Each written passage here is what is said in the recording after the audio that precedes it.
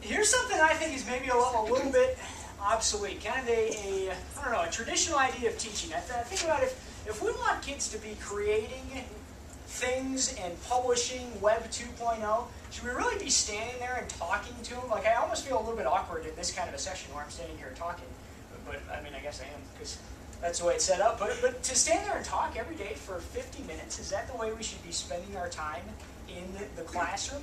I'll admit I do it some, and really one of the biggest reasons I do it is because I know these guys are going to see lesson styles like that in college at times. Guys, don't tell the other kids I told you this. But that's why I do it, is so they have that note-taking skill, because they'll need it. But I'd rather spend every day working, facilitating, differentiating, asking questions, really meeting students at their zones of proximal development and helping them move forward there. The idea of the sage on the stage, smartest person or source in the room. I mean, if I'm holding this phone, or if a student is, that's an information source that knows a lot more than I do. I shouldn't pretend that that I have all the facts, I guess. Information at our fingertips. Okay, we've kind of chatted about that. We've got everything we need right there. Little side point here, Evergreen High School, I think it's cool. The school has actually created a mission statement that starts to embrace some of this. Rigorous, creative, innovative educational experiences that prepare them to advance the global community. That might be something to think about. Does your school have something like that in the mission statement? Is it becoming institutionalized in one way or another? And then really just teaching with that in mind.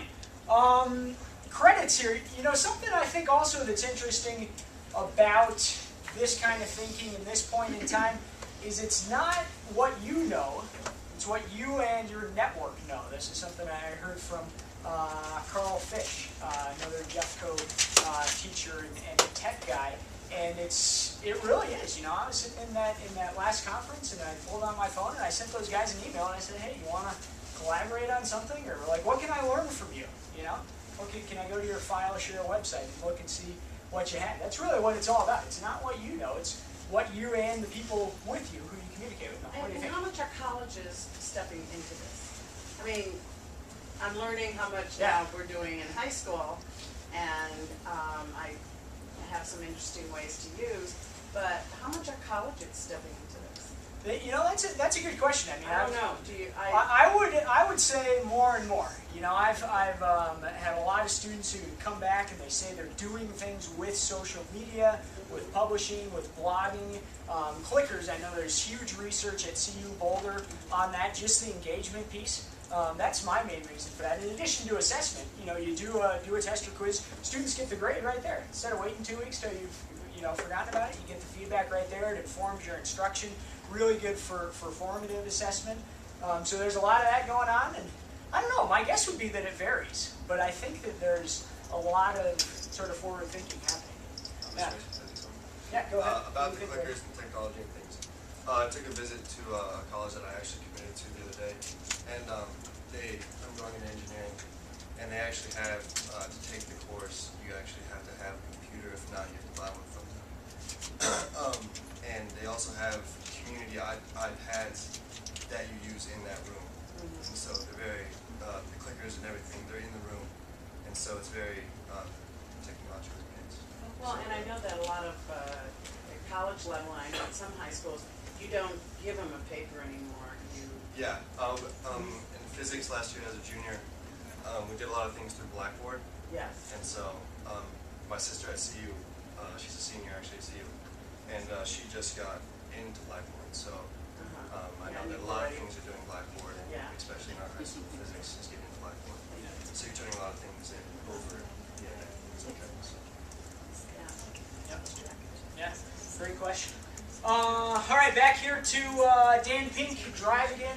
This was also mentioned in the other session. If you haven't read this book, you got to read it. Just talking about motivation, I agree with what he says. He says if you have autonomy, mastery, and purpose, you'll probably be motivated in whatever your job is. If you think about your own job, those may be some of the things that you like. I know there's some of the things I like about my job, and I threw in technology there. I think that's kind of an important piece. Autonomy. Team time, task, and technique. This is what Pink says. You need to have choice over these things. And when I create activities with multiple literacies, I try to allow for choice in these things as much as possible. I think students appreciate it, and I think that better work comes out of it. One of the things Prinsky talks about back to this digital natives book is the nouns versus the verbs. Has anyone read Prinsky, or anyone want to explain that? It's kind of a funky concept. So he says the verbs are the unchanging or the static skills that people need to be able to do. Critical thinking, publishing, writing, explaining, communicating, right? The standards you can think of them. If you're using standards-based grading or using state standards, you know, the county CAP documents, those kind of things. Those are unchanging. Those are static. The nouns, in other words, how you do them, those change, right? How does communication occur? How does publishing occur? How does the work come across? What are the tools that are used to create something? Those things change all the time. I think about video editing. I've been doing these video editing projects for 4 years, and what I was using then is, you know, kids aren't using it now. Now you can use these awesome web-based tools. Like we used to use Windows Movie Maker, and you can still use that, but compared to free web-based programs that you can edit at school and edit at home, it's not very good. You know, so the tools, those things change, and that's something to kind of keep in mind with technology and making sure that it's not just overcoming the curriculum for the sake of technology, because I think you want to stay away from that. But if you focus on those skills and then let students choose oftentimes the tools that they use, it can come across pretty well. Let's see, Noah and Keenan, guys, what do you think? Kind of going back to like Mr. Macy saying we get to choose what we want. At the beginning of the year, he always like has a conference with us, and we just kind of tell him like what we want our goals to be for that year, that semester, and it's always helped me in the couple years I've had Mr. Macy, and it just kind of gives me like a good insight of what I want to get done that year. So, Give an example. He'll ask us what I want to do with my school year or outside of school or for the full year. Sometimes, you know, it'll be about football or sports or grades, and he doesn't let you just say, I want to get an A. He makes you explain it, so you can't really just say, I want the A. You have to go into detail about it. Kind of going more into more detailed, your first assignment of the semester is to have a personal conference with Mr. Macy for about, 5 minutes, and he has 3 questions. The first one is, what is your semester goal? And most people say what Noah said. They want to get an A, but then he makes you he doesn't accept that. He either says what do you want to work on in the class, sentence fluency or using better words that would just help your paper out more. And then the second goal Mr. Macy would ask for is what's your year-long goal? And Mr. Macy uses a calendar that he always shows to the class every day, just upcoming events and quizzes and all this stuff. So a year-long goal, anywhere in either to get a certain grade in the class or use just the calendar better. And then the year-long goal is when you get out of high school. Mine was to play football. Noah and I actually just signed a few days ago with Braden, so I accomplished my goal. So it kind of just helps kids stay on track and kind of keep a year-long goal to stay accomplished.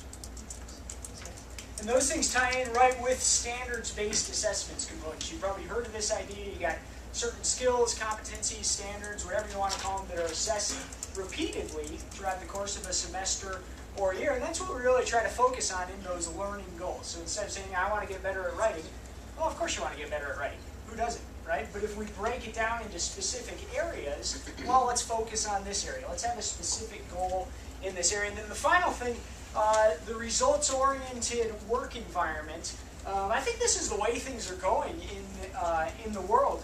You know, most of these guys, they could be working from anywhere they want. I would guarantee that probably a good percentage of them will be working from home. You may already do some of your work from home, traveling, whatever. It's based on results. People are going to be judged on the results that they produce, not necessarily how they produce it. Which, by the way, doesn't mean that we forget a writing, drafting process. That's huge. We got to hang on to those kind of things. Let's see a little bit more about this. Let's take a look at the writing rubric that we use. Mimi, whenever you're ready. Can I ask a question? Yeah, go ahead. I'm just the results-oriented work environment. So much is done virtually now. Yeah. Are you explicitly teaching students how, you know, how to craft a good work email, how to collaborate, like, you know, all the, I mean, is that part of what you're doing in your class? Yeah, I would say that's a great question. You know, are we explicitly teaching collaboration, how to craft a work email, those kind of things? I mean, there's still direct instruction.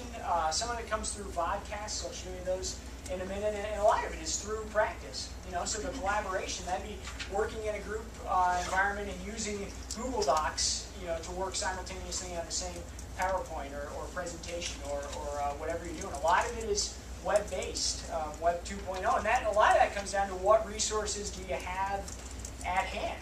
You know, if you don't have computers in the school or in the classroom, that makes it challenging. I'd say not impossible, but definitely more challenging. Yep.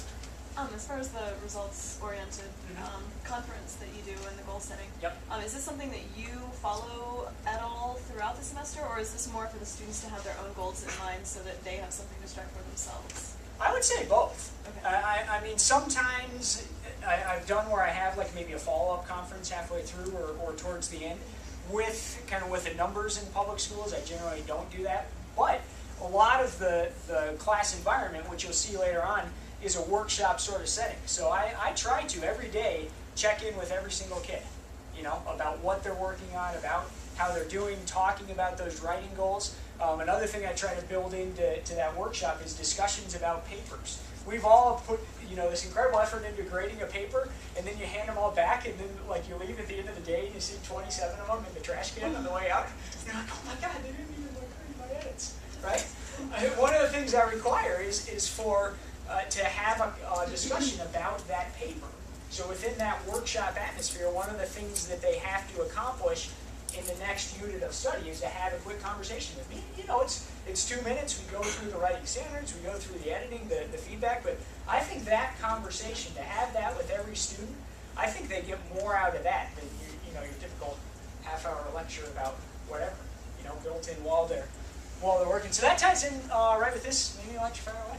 Yeah, so this is a writing rubric that we have for most of our assignments, and we are graded on these 6 main things: ideas and content, organization, voice, word choice, sentence fluency, and conventions. And in our grade book, we have these 6 sections, and so with each paper, we're graded on each one of these things, and with each paper, we have the chance to improve that. So, and then we have a section where we can grade ourselves on how we think we did over here, and here we have kind of the guidelines on what each one really means. So at the top, you can see that's where we would grade ourselves, and then where the teacher, Mr. Macy, grades us on how we did on those. And this is online too. This is on our website at the bottom. It says, what is it, class documents, I think, or writing resources. This is on there. You're more than welcome to use it. It's an adaptation of you know, a typical 6 traits rubric. You've probably seen that. And then here's another. I'll just scroll through this real quick. This is a student example.